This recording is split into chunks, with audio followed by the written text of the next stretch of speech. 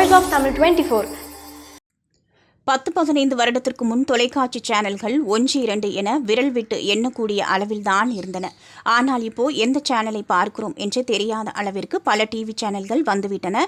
இந்த சேனல்கள் டிஆர்பி ரேட்டிங்கை ஏற்றுவதற்காக குரங்கு தொப்பியை அவுத்த கதையாக ஒரே கான்செப்டை அனைத்து சேனல்களும் காப்பியடித்து புது புது பெயரில் ஒளிபரப்பி வருகின்றனர். அதிலும் தில்லுமுள்ளு செய்து நிர்வாகத்திற்கு வேண்டியவர்களை போட்டியில் ஜெயிக்க வைக்கும் வேலையும் நடந்து வருகிறது. இந்த குற்றச்சாட்டை அவ்வப்போது சில டிவி சேனல்கள் சந்தித்துள்ளன. Vijay TV, Sun TV, Zee Tamil சேனல்களுக்கிடையே பெரும் போட்டி நிலவி வருகிறது. ஒரு சேனலில் ஒளிபரப்பாகும் அதே ஷோ இன்னொரு சேனலிலும் உருவாகும் போட்டியை ரசிகர்கள் பல ஆண்டுகளாக பார்த்துள்ளனர்.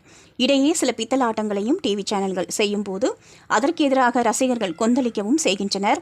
இதையெல்லாம் வைத்து பார்க்கும்போது எல்லாமே ஒரு வியாபாரம்தான் என்பது நன்றாக தெரிகிறது. இப்படிப்பட்ட சர்ச்சையில்தான் ஜி தமிழ் தொலைக்காட்சி சிக்கியுள்ளது.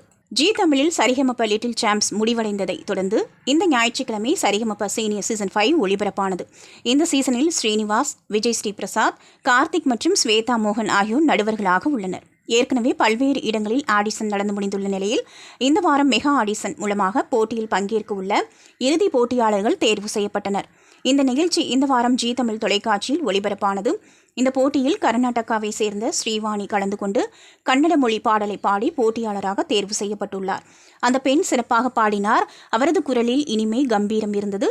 அவர் போட்டியாளராக தேர்வு செய்யப்பட தகுதியானவர்தான்.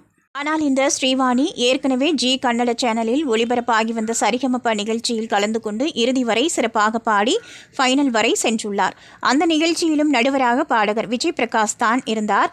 ஏற்கனவே ஓராண்டுக்கும் மேலாக ஒரு நிகழ்ச்சியில் பாடி அதற்காக பயிற்சி எடுத்த ஒரு பெண்ணை இந்த நிகழ்ச்சியில் மீண்டும் பாட வைத்து தேர்ந்தெடுத்து அவரை பாடலில் எந்தவிதமான பயிற்சியும் இல்லாதவர்களுடன் மோதவிடுவது எந்த வகையில் நியாயம்? இது எல்லாம் தெரிந்திருந்தும் பாடகர் விஜய் பிரகாஷ் அந்த பெண் யார் என்றே தெரியாதது போல அவரை அழைத்து பாட வைத்து ரசிக்கிறார்.